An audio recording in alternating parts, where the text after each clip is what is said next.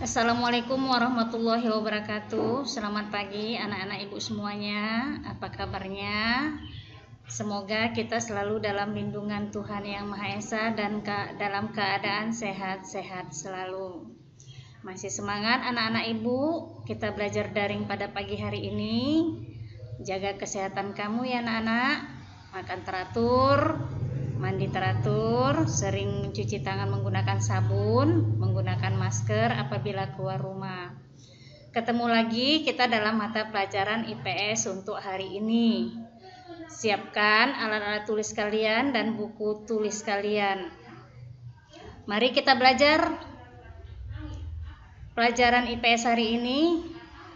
Pada pelajaran hari ini kita akan membahas masalah pengaruh kerjasama negara-negara ASEAN di berbagai bidang terhadap kehidupan di ASEAN. Jadi selama ini kita sudah mempelajari tentang interaksi, kita sudah mempelajari tentang kerjasama. Nah, apa pengaruhnya kerjasama tersebut terhadap negara-negara ASEAN di berbagai bidang kehidupannya?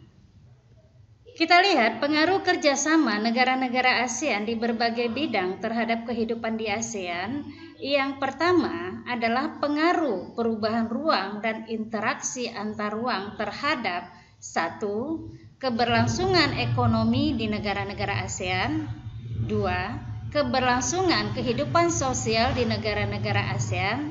3. Keberlangsungan kehidupan budaya di negara-negara ASEAN. 4. Keberlangsungan kehidupan politik di negara-negara ASEAN.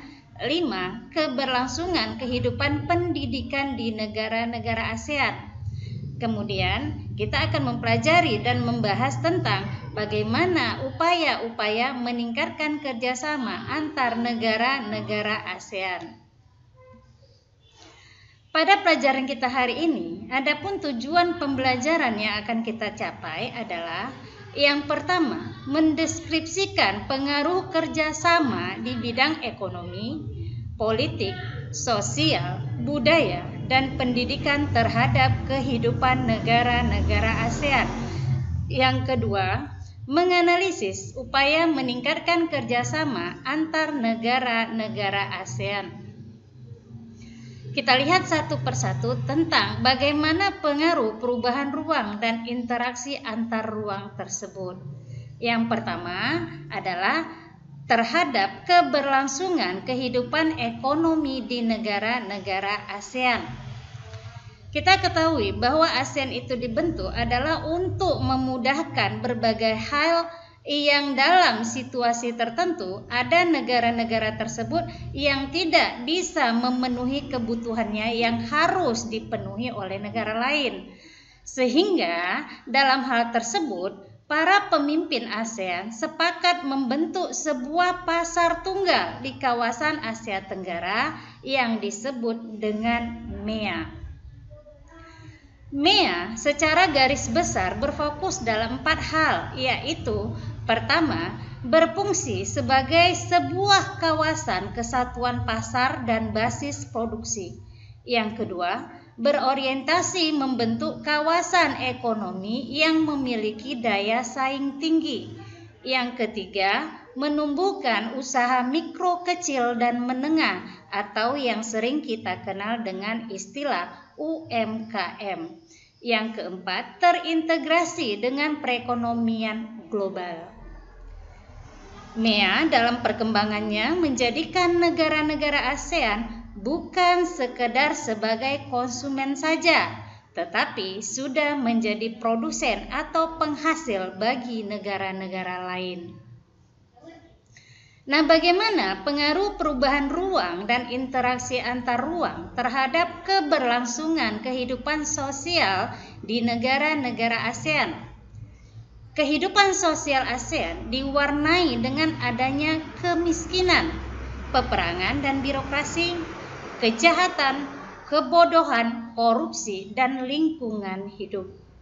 Masalah kehidupan sosial negara-negara ASEAN ini bisa kita temukan di antaranya. Yang pertama, munculnya pertentangan karena adanya perbedaan kepentingan. Yang kedua, masalah-masalah kemanusiaan masih dipengaruhi sekat-sekat kepentingan. Yang ketiga, adanya pengungsi Myanmar mempengaruhi dinamika jumlah kependudukan suatu negara. Dan yang keempat, adanya simpati dan empati antara pengungsi dan penduduk setempat daerah pengungsian. Sedangkan pengaruh perubahan ruang dan interaksi antar ruang terhadap keberlangsungan kehidupan budaya di negara-negara ASEAN, kita bisa perhatikan dalam bidang budaya, negara-negara ASEAN membentuk suatu Komite on Culture and Information yang telah mengembangkan berbagai bentuk program pertukaran informasi dan kebudayaan seperti penyelenggaraan pameran, pementasan seni dan budaya, seminar dan workshop, pertukaran tenaga ahli, kerjasama penelitian, serta memproduksi bahan publikasi bersama. Adapun kegiatannya meliputi 3 hal. Yang pertama, kegiatan informasi ASEAN. Yang kedua, kegiatan kebudayaan ASEAN. Dan yang ketiga adalah pemilihan duta muda ASEAN. Pengaruh perubahan ruang dan interaksi antar ruang terhadap keberlangsungan kehidupan politik di negara-negara ASEAN. Ini bisa kita perhatikan bahwa dalam bidang politik ada beberapa kasus yang menjadi sorotan, antara lain yang pertama, sengketa perbatasan wilayah seperti masalah Pulau Sipadan dan Ligitan antara Indonesia dan Malaysia, ke Pulau Spratly antara negara Vietnam, Filipina dan Tiongkok, Pulau Prea Vihear antara negara Thailand dan Kamboja, Pulau Pedra Branca antara Malaysia dan Singapura. Yang kedua, ini adalah pekerja migran. Adapun yang berkaitan dengan pekerja migran, ini adalah adanya masalah yang menyangkut kerja paksa tenaga asing dengan biaya murah dan perdagangan pekerja rumah tangga migran. Pengaruh perubahan ruang dan interaksi antar ruang terhadap keberlangsungan kehidupan pendidikan di negara-negara ASEAN. Organisasi ASEAN membentuk SIAMEO, yaitu yang merupakan organisasi ASEAN khusus menangani masalah pendidikan, ilmu pengetahuan, dan kebudayaan. Upaya yang dilakukan SIAMEO untuk meningkatkan mutu pendidikan di Asia Tenggara diantaranya: yang pertama, perawatan pendidikan anak usia dini. Yang kedua, mempromosikan teknik dan pelatihan pendidikan. Yang ketiga, revitalisasi tenaga pengajar atau guru. Yang keempat, mengatasi hambatan dalam bidang pendidikan. Kelima, mempromosikan penyelarasan dalam pendidikan tinggi dan bidang penelitian. Dan yang keenam, mengadopsi kurikulum abad ke-21.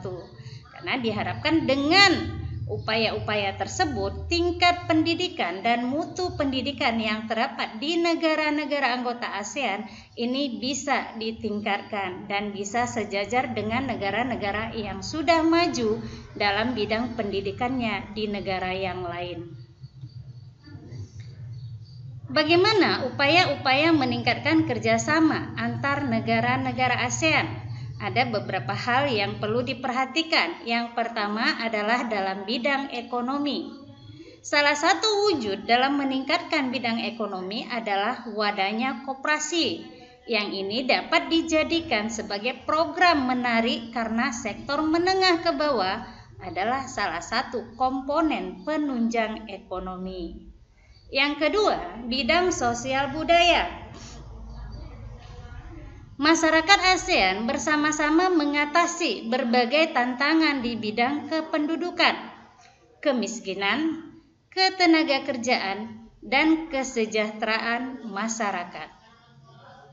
Yang ketiga, bidang politik dan keamanan, yaitu dengan meningkatkan kualitas pelayanan publik melalui peningkatan kemampuan pemerintahan dan pelibatan masyarakat madani dalam pengambilan keputusan.